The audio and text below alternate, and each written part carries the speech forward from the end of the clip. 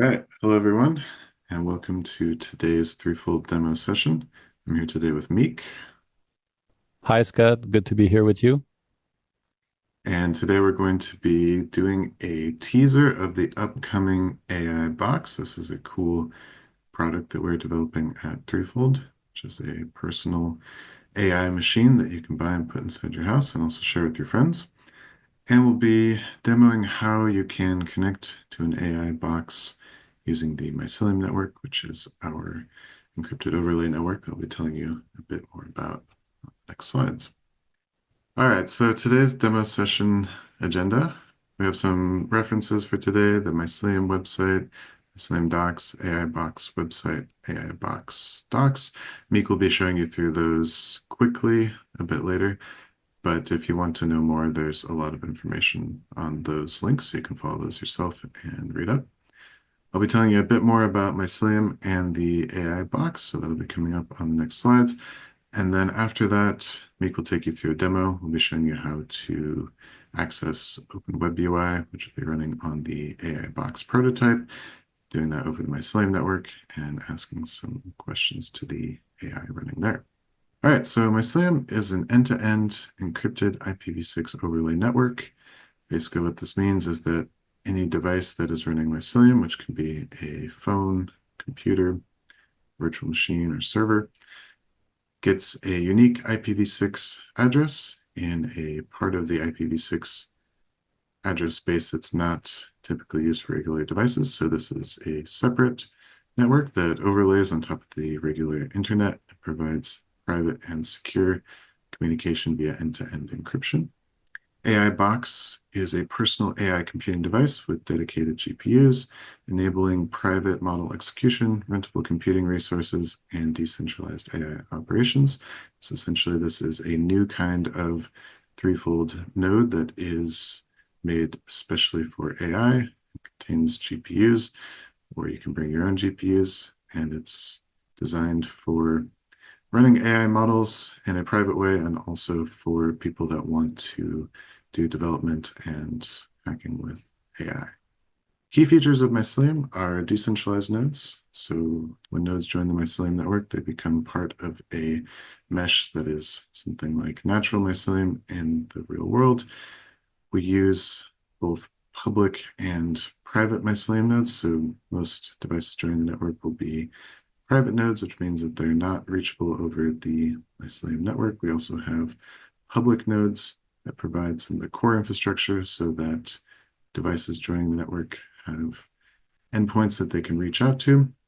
And these public nodes mean that any device joining the network then becomes reachable. So devices on Mycelium don't need to be reachable over the public internet in a regular way, but they can still be reachable over Mycelium. So this enables end-to-end communication between any two devices, which is very cool and unlocks a lot of use cases. We provide efficient routing, so data is traveling over the lowest latency pathways, and this provides shortest path in terms of latency routing, and we can also route around any disruptions in the network, such as cuts of, say, undersea cables to provide efficient routing even in the face of disruptions. And as I mentioned before, there is end-to-end encryption. So each user, which user could be a device, it could be a virtual machine, it could be your AI box. Each user creates a unique key pair, and this provides the end-to-end encryption as well as the routing. So the addresses in Mycelium are also based on the key pairs, and this provides a strong link between the address that a user is connecting to when they use the network and the identity of that user. So this is very secure and private end-to-end encrypted communication that even provides a stronger security than traditional like HTTPS or SSL, where there are centralized security or centralized certificate authorities that issue these certificates. In the world of Mycelium, everyone is responsible for issuing their own private keys, private and public keys. So this provides a very secure communication medium where there's no chance of like a hack of a central authority breaching your private communications. So you can download Mycelium today and start using it. It's available for Android, iOS, Linux, macOS, and Windows. That's basically all the major platforms. You can download Mycelium at this link and use it to start connecting to anything that's available on the Mycelium network, which today is mostly just demos and testing. But if you are to deploy your own workloads on the threefold grid, you can connect to those over Mycelium. It's very easy to do by default. And if you order an AIBox and get that set up, then you'll be able to connect to that with Mycelium as well, which is what we'll be showing you shortly. And let's say a user installs Mycelium. Can they access the normal internet or it's only Mycelium? Yeah, so Mycelium runs alongside regular internet. So, of course, when you set this up, you can still connect to all of your regular internet sites, but it opens a door to a new internet where there are other sites and your own deployments, AIBox, things So like it only this. adds features, right? It doesn't hinder or stop any features from the current internet. It just more features with Mycelium. That's right. So installing Mycelium on your device opens the possibility of connecting to new endpoints that are not reachable over the regular internet. Amazing. All right, and the key features of the AI box. So this is personal AI GPU that you can use to run AI models with complete privacy and control of the data. You can also rent out the unused capacity on your box. So this is similar to how our threefold nodes typically operate. Other users can rent space on the device, but their workloads are kept separate from yours. Things remain private. This is part of a decentralized architecture, which is also part of the threefold cloud. So this is using our ZeroS operating system and the same infrastructure that supports that. It has support for popular machine learning frameworks out of the box. We'll be showing how to use Open Web UI, which is using Ollama on the back end. So this provides access to a huge library of open source frameworks and models, or rather, Ollama is an open source framework that provides access to a huge library of models, and it's integrated with the Mycelium peer-to-peer network, so you can connect with your AI box in a very secure way, no matter where you are in the world over Mycelium with end-to-end encryption and total privacy. And what would be the entry level for the AI box? Do I need to be an expert in AI or even hardware, or it's for beginners? No, so the AI box is plug and play, like our threefold nodes, and it gives the capabilities that we'll be showing today basically out of the box without needing a high degree of technical knowledge or skill. But if you're someone that wants to go deeper or experiment with AI development, then the AI box is also it's good for that too. So That's it's great. yeah, across the Covers a spectrum. whole spectrum, yeah, of use case. Absolutely. All right, so now it's demo time. I will hand you off to Meek for our demo. So let's have our little demo, guys, and maybe just to start, just to show you around the AIBox website. So there's a lot of information there if you want to have a look. We have more, let's say, an overview of the whole product, and also you can access the documentation website as we showed before. Then you can see if it's for you. Then have some information on the technical and hardware specification. Then same thing for Mycelium. We have a good-looking website there, lots of information. Then also we're showing a little bit of what's to come because today we're focusing on the network aspect of Mycelium, but basically there are a lot of nice features on the roadmap. Then same thing, you can visit the documentation website. You have a lot of information and all the steps. You want to use the app, all the information is there, so it's really easy to use. Basically, you just open up the app and click Start Mycelium, and then you're connected to the network. So let's have a look. This is running on the Mycelium network. So maybe Scott, you want to talk about this because you discussed about the public address. So this is the address, right? Sure, yeah. So Mycelium addresses are in a space of the IPv6 range, as I mentioned before, that's not used in the typical internet. So those are usually starting with number 4 or 5, I believe. And this address, as I said before, is also related to the public key of the Mycelium node that we're connecting to. So when we connect to this address, we know that we are connected to exactly who we think we're talking to, Oh, and we're end-to-end encrypted. And we don't have to always use Mycelium addresses on the Mycelium network. This can also work with regular DNS, but hmm. it's nice to see for the visual effect here that we are in fact connecting to a Mycelium address. Yeah, And we have the direct relation here between the address of the Mycelium, let's say website, but also the public address. So, and this is just the port, so 8080.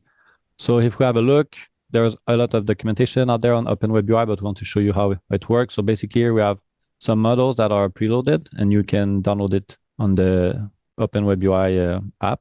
So basically we will start with Phi 4 and then we have some questions. Let's have a look and see how it fares. So first question, we want to write a short poem about the robot's first day on Earth using haiku structure. That should be interesting. So let's see. maybe while this generates, I'll also mention that while we see a not secure warning next to the address up there, that's because we're using only HTTP and not HTTPS. But as I mentioned before, the fact that we're using Mycelium means that we have an end-to-end encrypted connection, which is actually stronger than HTTPS. So Mm-hmm. that's something I Yeah, wanted thanks to for mention this. there. So someone, let's say, who wants to use the Mycelium network, but they want to add a normal, let's say, a DNS address, that's totally possible, right, with the HTTPS on top. Yeah, it should be possible to also use HTTPS over Mycelium, though it's really not necessary, like your Exactly, connection's yeah. already So there. the protection is already there. So end-to-end encrypted.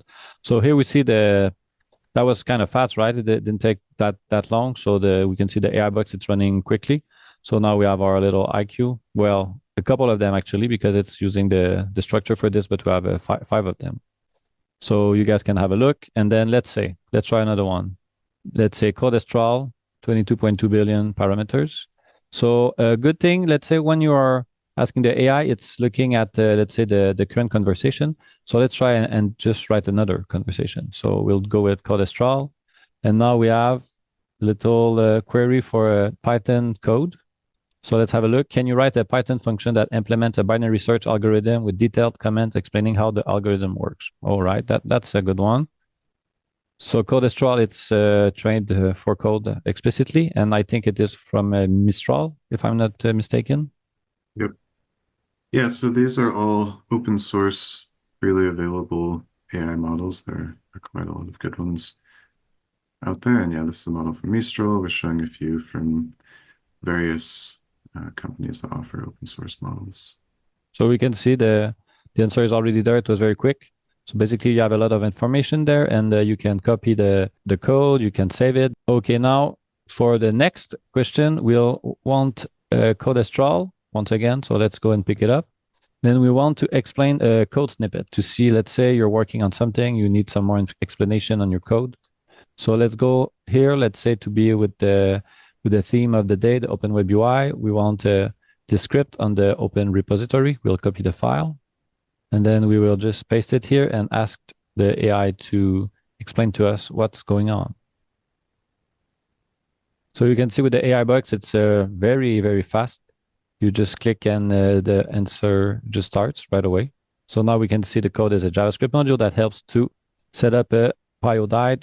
Sorry if I don't pronounce this correctly, and an in-browser Python runtime. So we see that it's very fast. And then you can see you can edit your question, then you can even read aloud. You have a different information here, so you can see your token. So basically, if you would be renting the AI box to someone, you could set price that defined by you. It goes to show the different possibilities. So you can even regenerate it. So maybe Scott, you want to talk about the different, I think thermodynamic or temperature that we call. If I regenerate it, will it be the same code? That's a good question. Yeah, so with AI models, there is a temperature parameter that essentially specifies how much randomness you get in a response. So normally when you're in a chat interface like this, there will be a temperature setting that provides some amount of randomness. Yeah, so you can Mm-hmm. regenerate this response Yeah. and it might come out a bit different. Yeah. Yeah, that's nice. So we see the information there. It's still relevant, but it's not exactly what we had before. So we can see it really the temperature in action. All right. So now let's try something fun. The DeepSeek R1 model. Is it the real DeepSeek? Scott? Well, this is a distilled model. So along with DeepSeek R1, they released some distillations onto existing open source models. So this is not the full big DeepSeek R1, but it is a 70 billion parameter Yeah, distilled that's model. still a good start, right? Yeah, these distilled models are still very impressive. So let's see, we want to create a simple web page that includes the following elements using HTML and CSS. So let's see how long it takes. And what's interesting with this model, you'll see right here, is that we have the thinking part of the model that will first reflect on our question. And the thinking feature is essentially a way to spend more time and more computational cycles in order to create a better output. So with an AI box like this, there will be a limit on the size of the models that we can run. But by using a thinking model, this is one way. By waiting a bit longer, we can get a better output, or hopefully a Mm-hmm, better output. So we'll see it's generating some thinking now, and then it will essentially read back through the thinking in order to come to a final conclusion. mm-hmm. And also, there's a lot of nice information in this thinking part. So when you do some work, let's say with AI, sometimes you really want to get into the, let's say, the situation, and it's really interesting to see how it ponders, because there's a lot of learning, I guess, to be had there, because there's some good workflow. Then you can see, okay, sometimes it will say something, and then, oh, wait, there's something else. Oh, the user asked me this, but I have the basic answer, but oh, maybe you want something more. So that's really interesting to see, let's say, the inside of the AI. So now we can see the code is there, HTML, everything is there, and then we already have the injected CSS in there.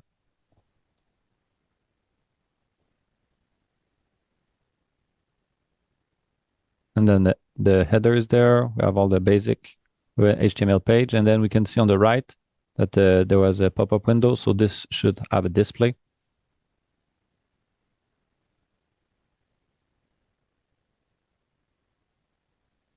This is pretty cool how OpenWebUI now has some features around executing code or viewing. Oh yeah, there's the HTML. This is very neat. So we can see here, very, very effective. So this could be all yours with the AI box. It's really easy. You can explore, and it's all totally secure, right? Because is my information leaking on the internet? Can you explain a little bit on this? Let's say if I have the AI box with the Mycelium network.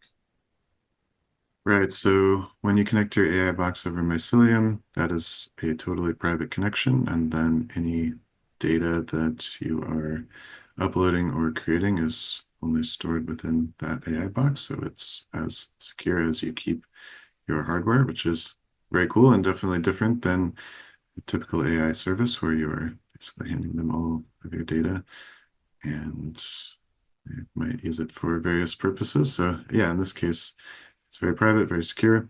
And it's also neat, like compared to running something on your own computer, because everything running on the AI box is happening inside of a VM.